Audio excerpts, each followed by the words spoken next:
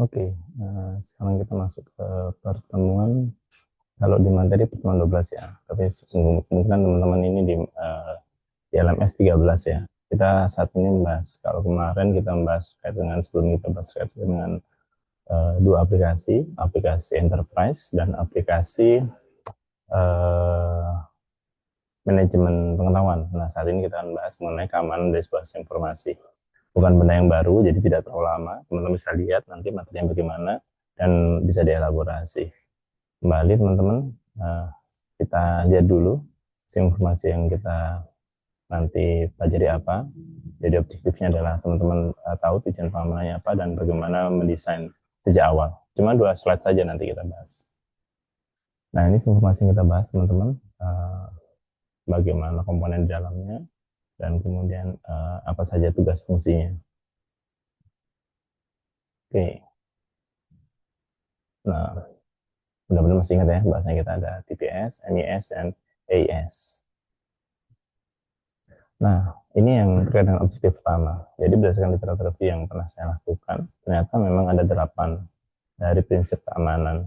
Selain itu juga ada privasi dan safety.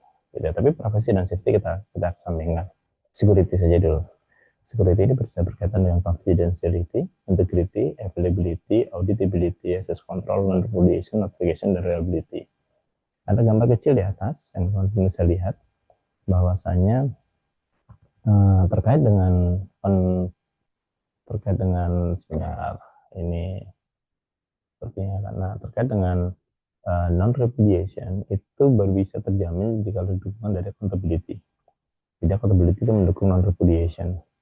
Nah, kemudian authentication itu mendukung tersedianya confidentiality, availability, dan integrity. Authentication sendiri itu perlu didukung oleh auditability. Jadi 8 ini saling mendukung, teman-teman. Nah, itu kenapa pada akhirnya ada 4 prinsip atau tujuan yang memang menjadi dasar, yaitu non-repudiation, confidentiality, availability, dan integrity. Itu teman-teman ya, terkait dengan prinsip dari keamanan informasi. Nah, dari prinsip ini berarti adalah sesuatu yang harus kita temukan. Ini karena prinsip ya, jadi prinsip itu harus ada pada sebuah informasi. Sebuah informasi itu harus menjamin nirsangkal, kerahasiaan, ketersediaan, keutuhan data atau informasi. Dan sumbernya seperti yang saya sampaikan di slide, teman-teman bisa lihat. Nah, nanti selain 8 security ini juga ada satu terkait dengan safety dan satu terkait dengan privacy. Nah, saat ini sedang berkembang security, safety, dan privacy itu menjadi hal yang komprehensif. Jadi satu, tidak boleh dipisahkan. Jadi teman-teman harus main tiga-tiganya gitu ya. Berarti kalau itu domain security ada 8 prinsip atau elemen, maka nanti domain safety ada berapa elemen, domain privacy ada berapa elemen, nanti digabungkan menjadi satu kesatuan. Kita sekarang ngomong masalah security saja dulu. Jadi nanti teman-teman dengan metode penerapan atau metode audit, kalau metode audit yang teman-teman lakukan di tugas saat saya tinggalkan ini, teman-teman melakukan audit. Nah, di audit teman-teman menemukan bagaimana jaminan kerahasiaannya, jaminan integritasnya, jaminan ketersediaan datanya, kemudian kemampuan auditnya, terus sampai yang ke-8. Nah, tapi di slide ini kita akan coba bahas yang berbeda teman-teman. Karena kalau audit nanti teman-teman praktek ya. Dan besok materi berikutnya kita ngomong bicara masalah audit. Nah, sekarang kita bicara masalah bagaimana prinsip tadi diterapkan. Masih ingat teman-teman ya, ini yang saya suka nih. Ini Micro Hill ya. Micro Hill, teorinya Micro Hill. Di bukunya Micro Hill bahwasanya security itu diterapkan dari fase awal pengembangan informasi. Jadi saat teman-teman mengidentifikasi requirement dan use case, maka teman-teman butuh yang namanya abuse case.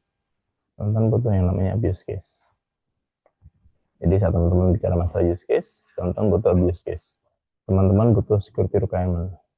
Teman-teman butuh risk analysis. Teman-teman juga butuh prinsip. Teman-teman juga butuh guideline. Teman-teman juga butuh historical risk. Teman-teman juga butuh pattern attack. Rule tidak perlu. Vulnerability tidak perlu. Exploit tidak perlu. Itu teman-teman ya. Nanti masuk fase berikutnya, teman-teman, saat teman-teman masuk ke fase berikutnya, teman-teman akan butuh yang berikutnya. Teman-teman butuh saat membuat desain, teman-teman butuh risk, teman-teman butuh principle, butuh guideline, historical risk pattern. Nah, elaborasi ini yang disebut dengan Sikores DLC. Itu yang kita terapkan di Sikores DLC, teman-teman. Jadi, kalau tadi ada prinsip 7 tadi, maaf 8 prinsip tadi. Nah, 8 prinsip tadi berarti yang ada di dalam ini ya, teman-teman. Nah, bagaimana cara menerapkan prinsipnya? Ada guideline-nya. Harus dijamin semua enggak? Bagaimana praktek penerapan guideline-nya? Ada historinya. Oke, itu teman-teman materi kita singkat karena teman-teman sudah tahu. Tapi konsepnya yang penting ya. Mudah-mudahan bisa dipahami untuk konsep seperti ini. Itu materi kita untuk hari ini. PPT-nya nanti silahkan dilihat. Kemudian kalau ada pertanyaan silahkan tanya di LMS, kita diskusikan di LMS. Selamat belajar.